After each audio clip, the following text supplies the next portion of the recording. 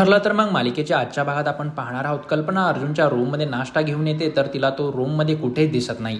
ती चैतन्यला कॉल करते आणि त्याला विचारते की मला खरं खरं सांग, अर्जुनला कामाचा खूप लोड आहे का? रोज सकाळी तो लवकर घराच्या बाहेर पडतोय आणि रात्री खूप उशिरा घरी परत येतोय. फोन केला तर उचलत नाही आणि विचारलं तर काहीच उत्तर देत नाही. चैतन्य कल्पनाला सांगतो की ज्याची बायको त्याच्याशी बोलत नसेल, ज्यावर चिडलेली असेल, तो काय करणार? अर्जुन फक्त सायलीचा राग घालवण्याचा प्रयत्न करत आहे. कल्पना विचारात पडते की मला यांचं भांडण लुटूपुटू असेल असं वाटलं होतं, पण नेमकं यांच्या भांडणाचं कारण काय असेल? सायलीच्या घरी दुसऱ्या दिवशी अर्जुन परत येतो. सायली दार उघडते आणि दारातला 2 छोटी मुलं दिसतात. हातात पाट्या घेऊन उभी असतात. त्यावर लिहिलेलं असतं, मिसेस सायली प्लीज बोला माझ्याशी. सायली अर्जुनकडे बघते आणि तसंच पाट्या घेऊन घरात जाते.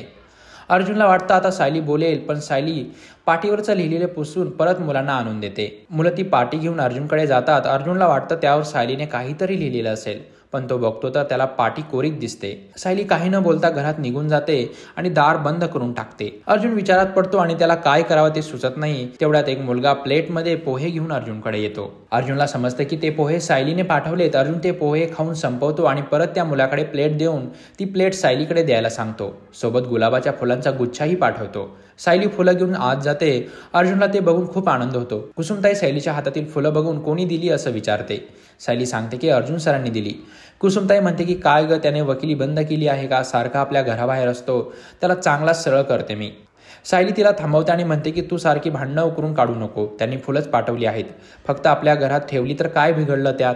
सायली ती फुलं पाण्यात ठेवते आणि मोबाईल सायलेंटवर टाकते. कल्पनाचा फोन येऊन जातो तरीही तुला तो समजत नाही. इकडे प्रिया टेन्शनमध्ये असते कारण तिला साक्षी भेटत नाही आणि साक्षी घरीही नसते आणि प्रियाचा कॉल घेतही नसते. तेवढ्यात किल्लेदार तिथे येतो आणि प्रियाला दारात उभी का आहेस असं विचारतो. प्रिया किल्लेदारकडून माहिती काढण्याचा प्रयत्न करते. किल्लेदार तिला सांगतो की मी त्या शिवानी जाधवला भेटायला गेलेलो, सगळं खरं खरं सांगितलं तिने आणि मी ते रेकॉर्ड करून घेतलं आहे आणि ती मुलगी कोर्टात साक्ष द्यायला सुद्धा तयार आहे.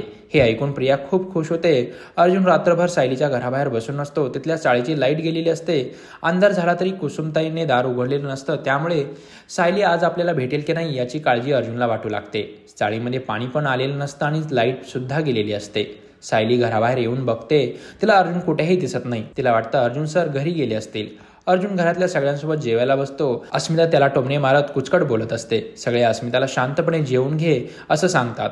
चाळीतली लोक पाणी आणि लाईटशिवाय कसं मॅनेज करत असतील याची काळजी अर्जुनला सतावत असते. तो विचारात पडतो. त्याला सगळे जेवणाचा आग्रह करतात, पण तो महत्वाचं काम आहे असं सांगून बाहेर पडतो. महिपतने गुंडांना पाठवून त्या चाळीचं पाणी आणि लाईट बंद केलेली असते. त्या चाळीतील लोकांची घरं पाडून त्याला तिथे टावर बांधायचा असतो. तो म्हणतो की मी त्या लोकांची अशी हालत करतो की ते लोक माझ्या पायाशी आले पाहिजेत आणि म्हणले पाहिजेत, साहेब आम्हाला घर नको आणि पैसे सुद्धा नको, तुम्ही बांधा टावर. अचानक चाळीमध्ये लाईट परत येते. कोणीतरी जनरेटर लावलेला म्हणून लाईट आलेली असते. चाळीतील लोक जनरेटर सोबत आलेल्या माणसाला विचारतात की कोणी आणला हा जनरेटर, तर तो माणूस सांगतो की सायली सुभेदार यांनी हा जनरेटर मागवला आहे.